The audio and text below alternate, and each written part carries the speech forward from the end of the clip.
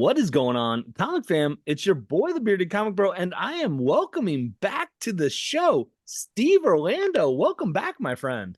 That's me. Good to be back.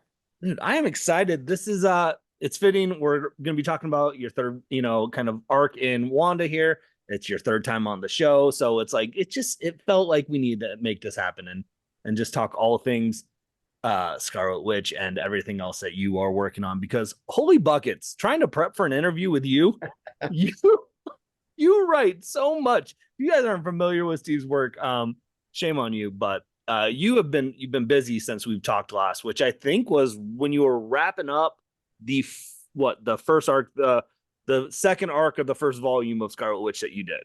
That sounds roughly right. Yeah. Yeah. So, I mean, how have you been since we've had you on last?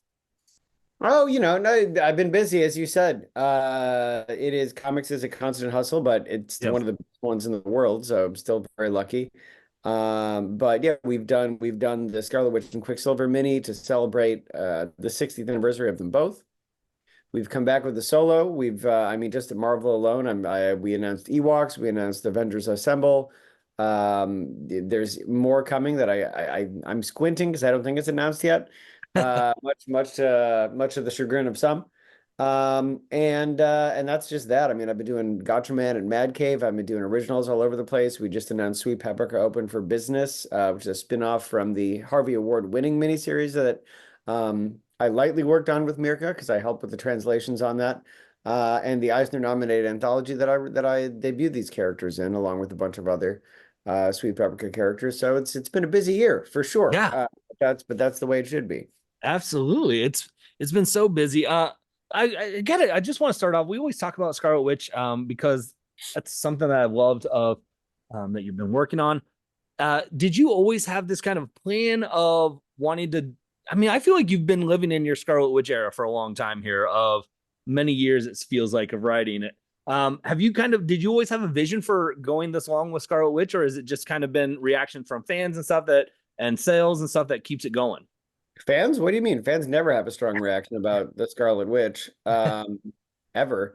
Uh, no, look, I mean, we always plan to run these books as long as we can, and as long as we can is the active phrase there.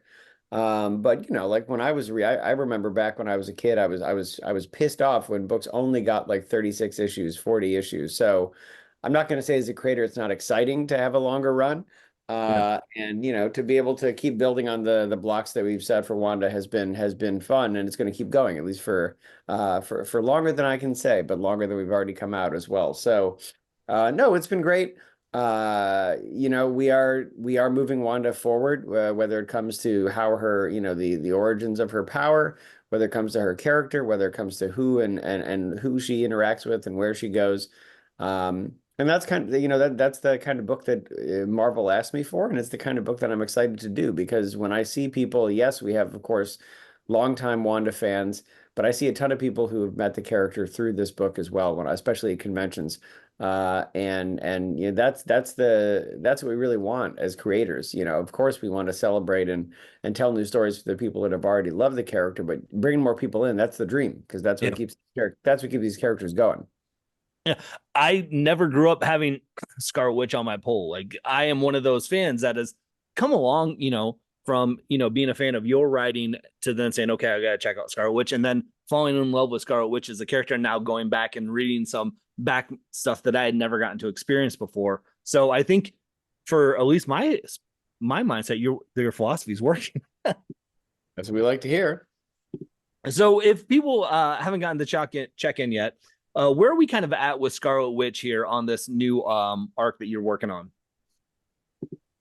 Well, so in Darkhold many years ago, Wanda absorbed the Darkhold and used it to create this prison for Chthon and finally sort of turned the page on one of her long-term tormentors. And what she didn't really realize at the time is that that was a big move. And of course, she knew it was a big move, but she didn't know the extent to which it was a big move. So as her first series went on, and she became even more and more confident, maybe even toxically confident. None of us are right all the time, but a lot of us react that way after we've been doubting ourselves for so long.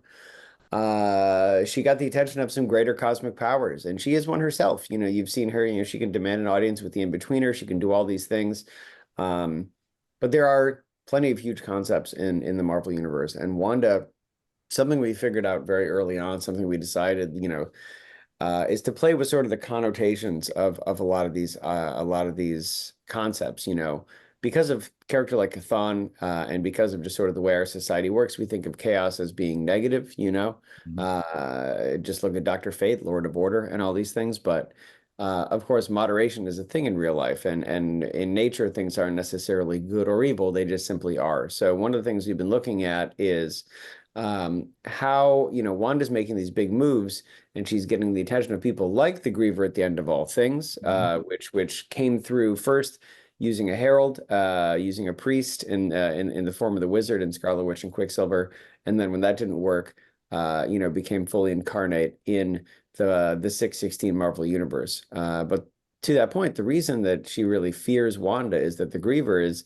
So she's the end of everything. She embodies what will be, and that's another way of saying what's already decided. If you know something's going to be, it's already decided. Well, Wanda is the exact opposite of that. Yes, she's connected to like primordial chaos, but what we've seen is like that really means freedom. She's one of the few people in reality that has true free will. And what we mean by that is not that everybody is like, marching to some secret plan. But look at even Dr. Manhattan, who famously said he's a puppet. He's just a puppet who could see the strings. It's a human point of view that makes us think that he was a god. But Wanda truly has no strings. And that is dangerous to people like the Griever. It's dangerous to people who focus on order, which is just the word for control. So the more she does what she does, the more she steals victims from fate, the more she does changes people's lives in ways that they were not destined to, usually by saving them. Well, the more attention she gets, and in the book right now, it's been the most attention she's ever gotten from someone like the Griever, someone who is powerful enough to, I mean, when the concept of death goes away, when it's obliterated, when it returns to nothingness, it's going to be her there to do it. So it's a big foe for Wanda, but as we've seen in the book, and as you'll see more tomorrow, well, more Mhm. when issue 3 comes out, since I don't know when this is going up.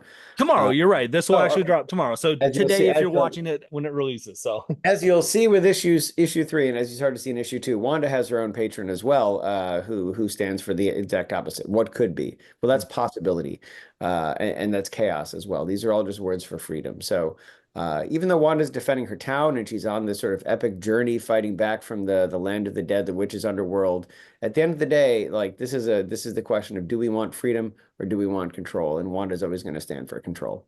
Or pardon me, Wanda's always going to stand for freedom. Oof, sorry, it's been a long day.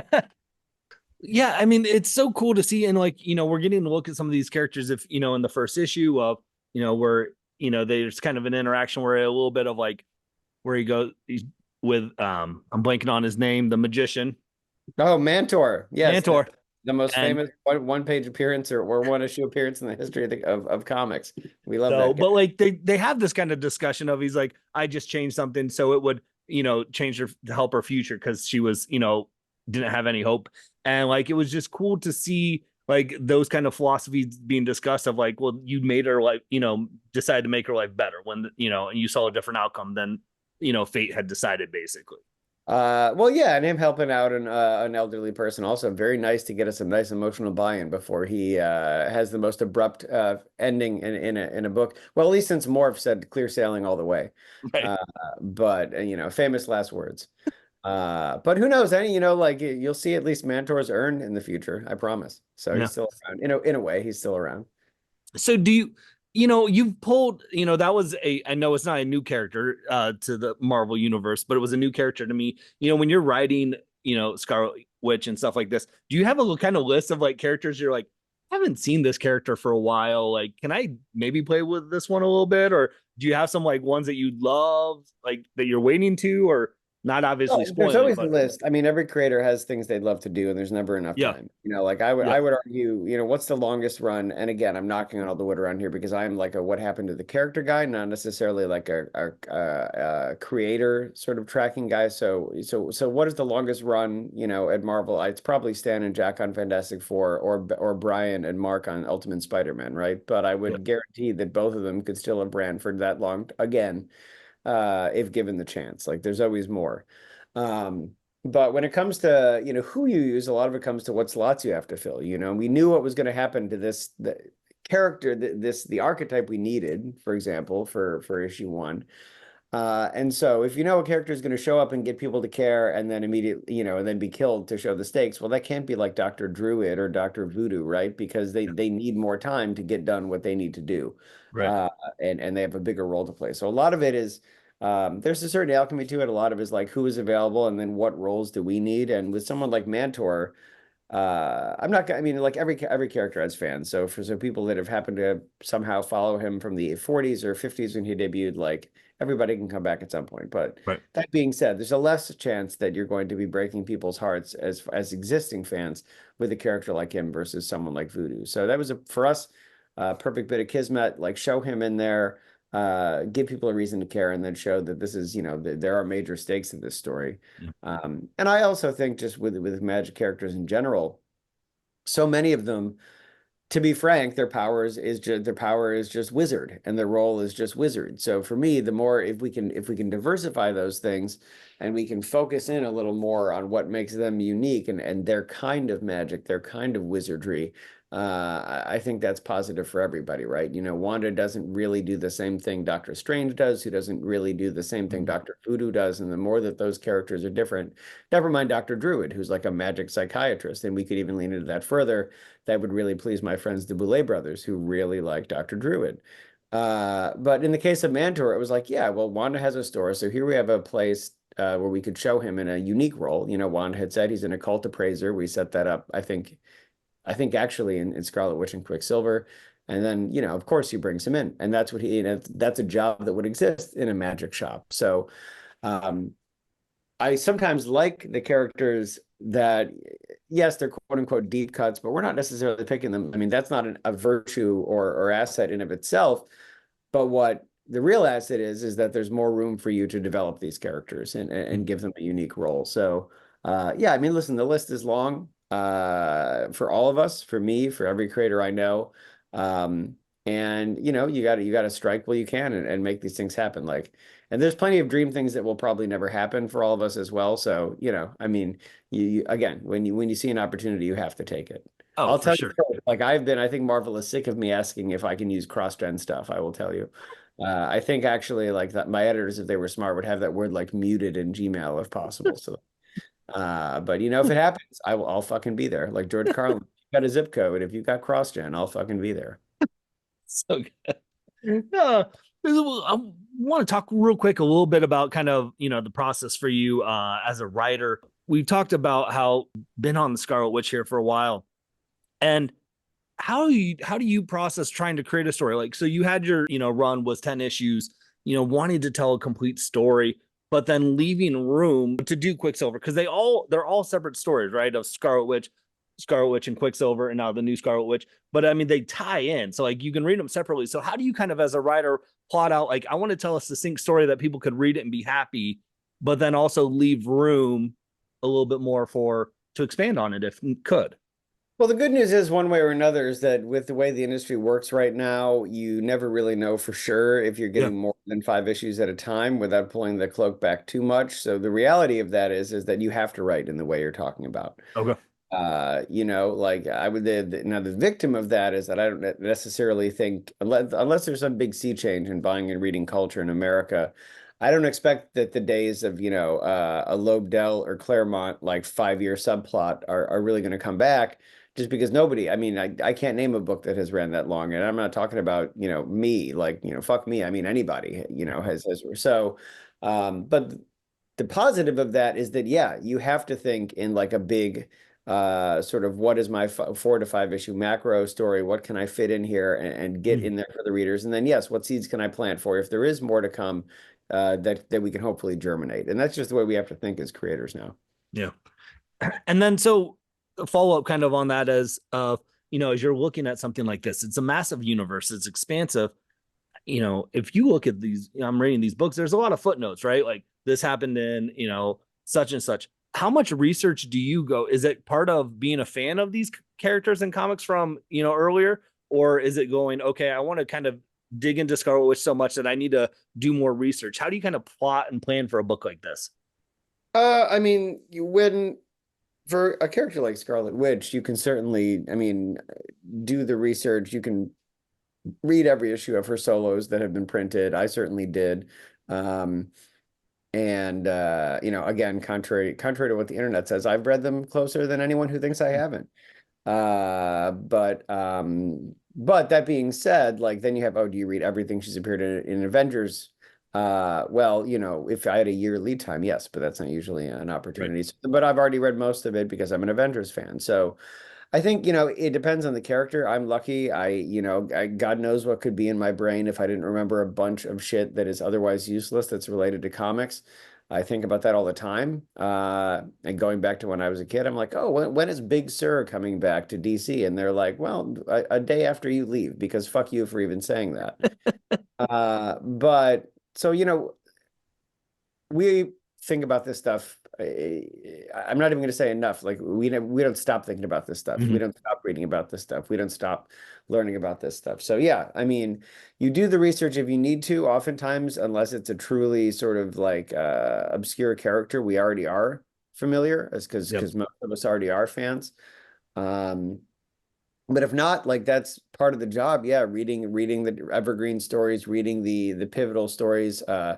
And if it's a character that's had a limited amount of runs like Wanda, reading all of them. And that's not I'm not slighting Wanda. It's just a reality. She's had probably less than 50 solo issues off the top of my head cumulatively. Well, let's be safe and say less than 75.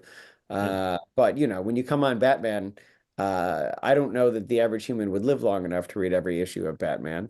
Never mind every one that he's appeared in. So you look at the pivotal moments that inform the character, or for a character that's like 80 to 90 years old, your take on the character. But that is part of it's one of the best parts of the job, going back, looking what your peers have done, seeing what you can elevate, seeing what fits into what you're doing. For us, as people have probably seen, we're heavily drawing from the Vision and Scarlet Witch minis from the 80s. We're drawing from the Lanning series in the 90s. And we're touching on stuff from the Robinson. Luckily we've been able to find ways to nod to nearly everything that's come in the past when it makes sense and when Yep. we can be additive. Yeah. So one of the things I've noticed about especially I feel like this run, I don't want to like say the stakes weren't as high in the others, but it feels like the stakes are very high in this run that you're working on Scarlet Witch right now. But to counterbalance that, you bring in a lot of levity too with characters like Darcy and Quicksilver, or Quickie as she refers to him as. Hey, we Like, got away with it. I was just as surprised as you. so how do you balance that kind of like dealing with like a book where the stakes are very high, with what they're processing, but also then, infusing a little bit of that, like the quick wits and stuff like that. I think, well, part of it is how you build a cast, because not every character is funny. Right. And if you push that, it can feel forced. And I'm not secretly shading a peer or a film series or something. It's just a fact. Like you can't. I'll keep touching on Batman because why not? Because I'm not writing him, and it's the other company now. Batman Right. he doesn't quip like Tony Stark. Now, of course, Tony Stark didn't quip like Tony Stark until RDJ came on, but that is where he's at right now. But that's just not Batman. And if it was, you'd be like, what the fuck is he doing? Like, is he on bad peyote or something? What's going on? Um, I would argue, I mean, that doesn't say Batman can't be funny, but when he is funny, he doesn't know he's funny. He's like Liam Neeson, who is funny by virtue of having no sense of humor. And that kind of goes for Wanda too. Like she has had some good jabs, but she's just kind of experimenting with it now. And you kind of never know if she's joking or not, even going back to issue 1 of the first series. So But that's why you put someone like Darcy in, to bring it around to your question. Like, a lot of it is how you build your cast. And the thing about that is you need it. And that doesn't mean you necessarily always need everything to be a joke or everything to have a snide comment. But what oftentimes those characters do, and a character like Darcy does, is also give you a human perspective. You know, when Darcy generally is a sarcastic character, for example, well, then it really means something when she's not. You know, and likewise, you know, when you have a character like Wanda, uh, she exists on her normal is so different from the average person's normal that it helps having a character like Darcy in there or the other people in town that can react like we would react, Yeah. you know, and show us where we fit into the story. And as far as the scale, you're right, but I would argue, like, especially part of Wanda's new push in the past couple of years, like,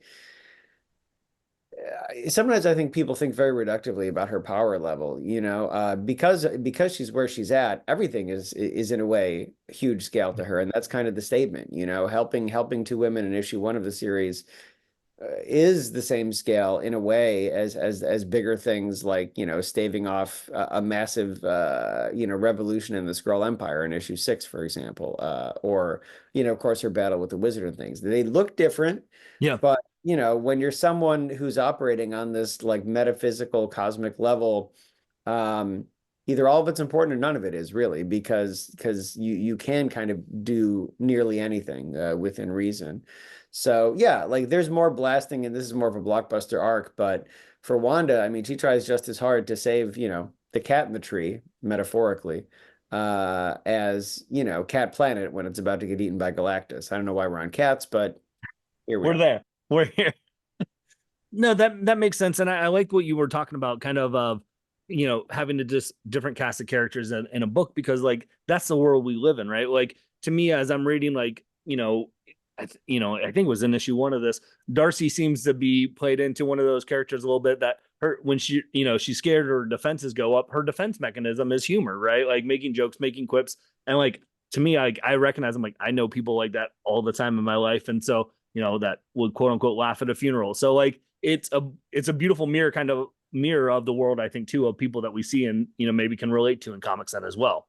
Well, and again, that's when, you know, when she gets serious. I mean, it's all the more impactful. She's not joking with the Griever. She says she's going to bash her fucking brains in, you know. And, you know, would she even say that if Wanda was there? You know, that's the question. That's how Right. people ask, you know. Maybe not, because she wouldn't want to show that, you know, she wouldn't want to seem weak or like she needs someone or like she cares. But of course, when we all know people like that, and we all know they do. They just show it in their own unique ways. I'm one of those myself. So I've been told I have, what did someone say? That I have an acerbic wit. And I was excited that someone besides me knew what acerbic meant. But that's kind of to the point. So I get it. I mean, Darcy kind of reacts to things like I do.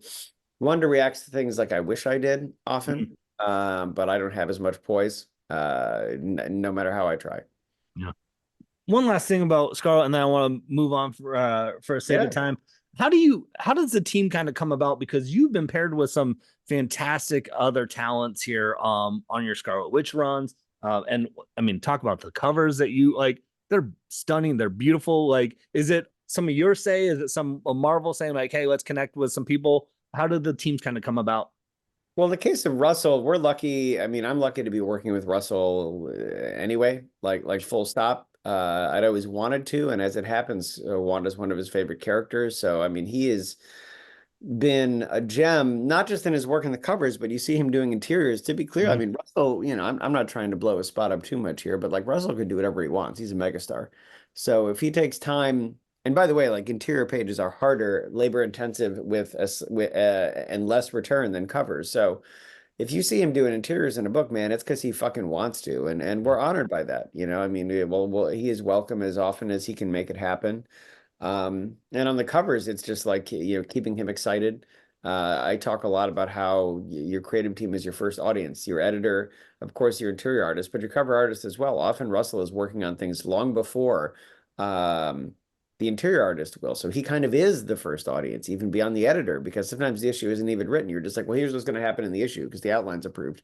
So I mean, we're lucky to have him, and my first job is to keep him excited about this book, and we knock on wood, we've been doing well so far. We debuted the first cover with Amaranth, which is issue 6 of the new run, and I think it's his best cover yet. It's got Amaranth, Wanda, and Agatha on it, and it's just fucking gorgeous. As far as the interior, folks, listen, I was very lucky, to get the support and the statement of putting me with Sarah Pichelli on the initial run. And since then, we've just had a murderer's row. Like I cannot complain at all. I think it's funny that in a way, I think that they're torturing me as an Italian who does not speak Italian because my family over 2 generations ago is sending me exclusively with Italians, and the most I can do is like, so. Um, that's not true. I know a little bit, but it's not one of the languages I actually can speak. So I think I'm a little amused by that. But no, we've been very lucky, looking at Carlos Nieto, looking at Lorenzo Tometa, who's been doing a ton of stuff, looking at Jacopo Camani, who's been coming on now and is going to be on and off with Lorenzo going forward. Um, they've been hooking me up with the perfect artist for this book, and the key thing about them is they want to be challenged. There's nothing they can't draw, like when your own pages from your script come back and surprise you. It's one of the best moments in this business. So I'm very lucky, and I would be remiss not to plug the fact that it's actually not the first time I work with Copo. I actually localized his book Nomen Omen, which is available from Image. Marco Bucci wrote it. And it's definitely worth checking out as well for people who are just discovering his work in Yeah, Scarlet Witch. It's a gorgeous, gorgeous book. for sure. I would be remiss if I didn't ask, because man, if you look at this list, you mentioned it already, but you've got Avengers Assemble coming up in September. What can you tell us about, that? I know because it's still out there by the time we're talking about it. So what can you tease us with so far about that? Uh, yeah, what can I tease? Well, I mean, the cover's out, so folks know I mean, this is one of the most classic Avengers teams that you're going to see. Basically, when they came to me, and anyone who was not on Jed's team, but was a classic member was available. So, like, if there's someone you love that has not been on the main team in a while, you're probably going to get served in this book because it's a killer cast. And then we're able to carry on some traditions going back to even the Heroes Are Born era when Kurt and George, rest in peace, George, were on the book and bringing in sort of the first timers. At that point, I want to say it was Triathlon that joined for like the first time. Now we have Lightspeed joining. Now we have Night Thrasher joining, and it just feels right to me. These are both people who've been uh, leaders. In the case of Night Thrasher, both have been prominent in teen teams. Now they're both adults and young adults. And this feels like the exact type of person, the exact type of people that Steve Rogers would have on this team when the mandate is like we are making an Avengers team that is an emergency response team that functions like a firehouse, that functions like disaster relief. Part of that is, you got to have folks that reflect the communities you're going into, and you have to have folks that have new understandings of problems because, I think Steve is not Steve is not at times he might have like been a pompous person, but he's over 100 years old now, and I think he knows that he doesn't have all the answers. So I think humility is a key trait for him, and that means bringing in new perspectives and giving them room. So it's both a classic team and then also a classic conceit for the Avengers, and that we have newcomers trying to prove themselves. For me personally, like getting to do Hercules, getting to have She-Hulk, they've both been a blast. Getting to have Lightning on the team secretly he'll always be living lightning to me, but hopefully no one from Marvel's listening. Just because it's more notable. I mean, it's Yeah. more SEO. That's what I'm saying. It's for SEO. But it's just been and to have even multiple people who've been leaders, of course, Steve Rogers, but also Photon, but also Wasp, Janet and Monica, both of whom led the team. Folks who've kind of been on Avengers teams but never on the main team, like Shang-Chi. It's just been a really fun book. And again, we're going back to what I would say we sort of did with Scarlet Witch too, in a way, because we are telling, yes, there's a bigger macro story, but largely these are one-offs because we knew we had to get this up and running. We have a different artist every issue. And again, the key there is like you're getting a ton of story in every issue. You're getting a complete story. You're also pushing this bigger one forward that'll come together in the finale. And you're going to get a ton of wild comics badness on the way. We know the first issue has Sin in it, the daughter of the Red Skull. I mean, who else, in a way, than someone Red Skull related, at least, could we open the book with? Right. And then the second issue is the ghosts of it's the revenge of the ghosts of the super apes. So there's Red Ghost, there's some super apes in there, there's many super apes, as you'll see. And going on from there, what else can I tease? Well, I mean, whatever. I mean, issue 3, we have a brand new team of Night Stalkers, which are going to function in a way maybe expected, maybe not, in light of the fact that after Blood Hunt, there's thousands and thousands of new vampires, and they're all daywalkers now. 4 will pick up some stuff that has been teased with the new status quo after Blood Hunt. It'll be Okay. Doom related, but will not feature Doom. It'll feature someone I've worked on before. It's a really tragic story, and I'm very excited about it. And then 5, it's going to all come together with, well, I can't really spoil who it is, but I will say that a really exciting team that for me has always kind of been Marvel's version of the Royal Flush Gang, which is to say, really fun characters for artists to draw and a blast, even if they are not necessarily world-conquering villains. They're certainly world-threatening schemers. And we'll always love them. And they're going to be our issue 5 and our big time villain, as you'll see. Nice. So does it, I mean, you're not a stranger to team books with, working on Marauders and stuff like this. Does it change your writing? Because I mean, I want to, Scarlet Witch has like key players, but not necessarily a team book. Does it change how you approach a book when you're going from like focusing on 1 or 2 characters to then trying to give the bandwidth to, say, a cast of 5 to 6 members? Oh yeah, I mean, look, team books are one of the hardest things to do in the business, and I give my all to everything that I write, but at the same time, we can always get better. All of us can get better, and all of us can improve. And I do think that for a team book is the thing that nearly all of us look at and like, man, like we could still chip away at this. We can still find the sweet spot even more because there's just so many people to service, especially when you're only running 5 issues like we are. Although you'll find out what comes out after that soon. Um, but yeah, hopefully everybody can have a great moment. That's what we strive for. But listen, if you're asking me, like, yes, doing a solo book with a strong supporting cast is a walk in the park compared to making sure that everybody gets love on a team book. But that's also part of the game, and we're happy to take that challenge. Yeah. Good. And last but not least, another one that you mentioned was coming out soon. Is this your first time dipping your toe into the Star Wars universe, working on Ewoks?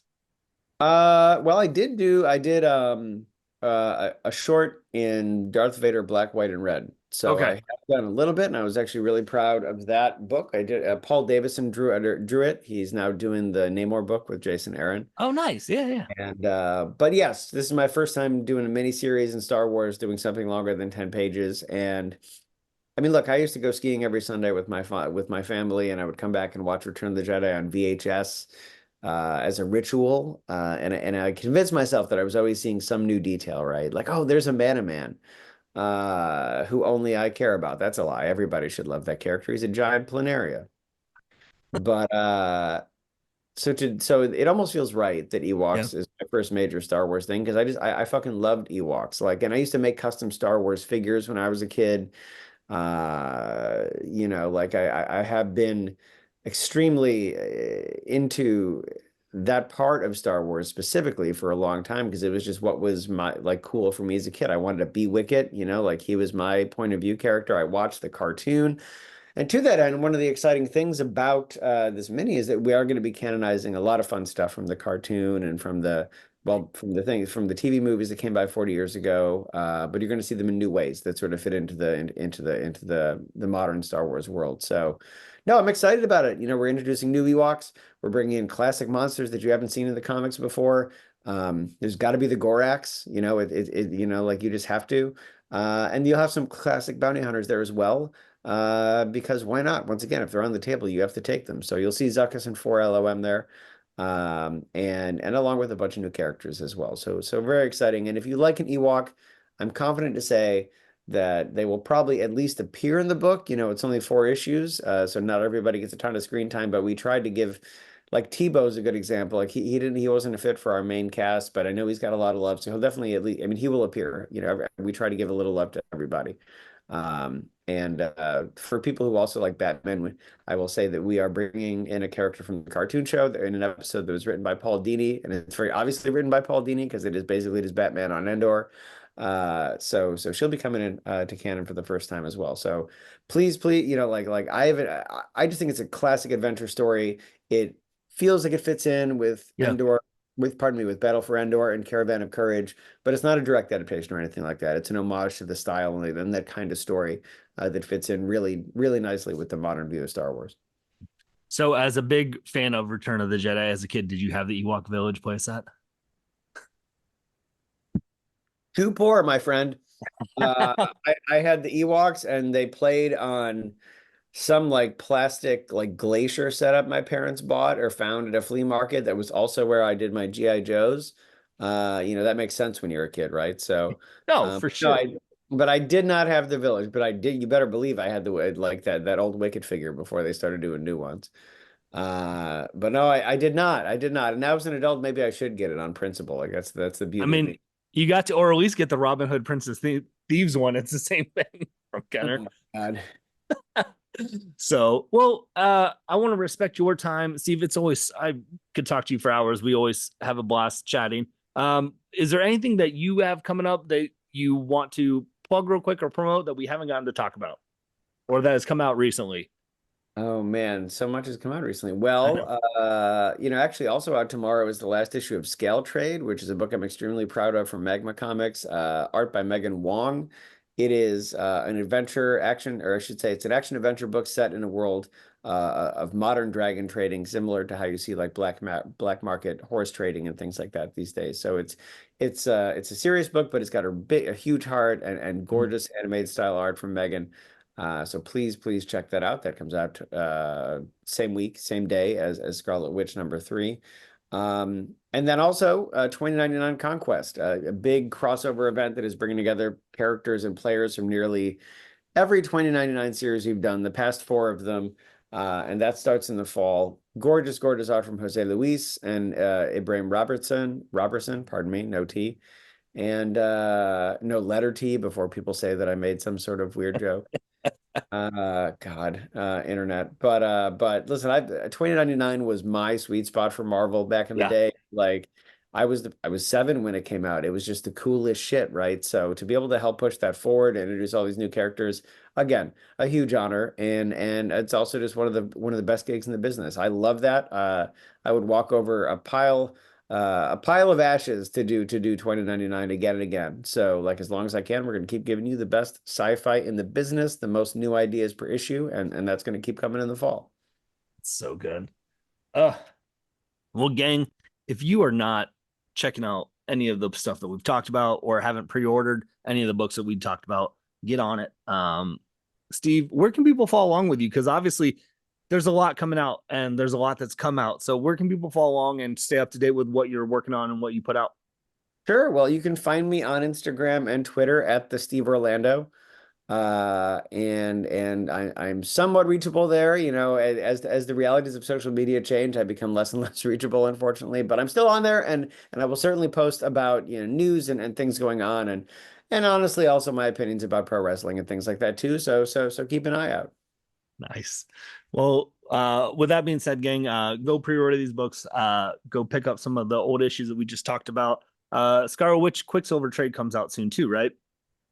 Yes, it does. They do not tell us specific dates, but I can quickly do a cheat sheet. So give me one Put minute. you on the spot here. My bad. I Oh should no, have. you're not putting me in the spot. We just don't know. But oh, come on now. Well, it looks like on Amazon it's available on October 8th, and I believe Okay. that is I believe the bookstore date is usually 1 to 2 weeks after direct market, so I would guess end of September or early October for comic book stores. So get caught up.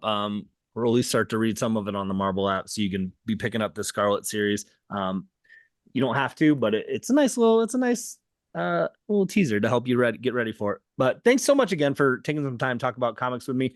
All the links that we talked about will be in the description of this video, or if you're listening online, do that as well. But with that being said, hopefully you can find some time to curl up, grab a book, and nerd out. Peace.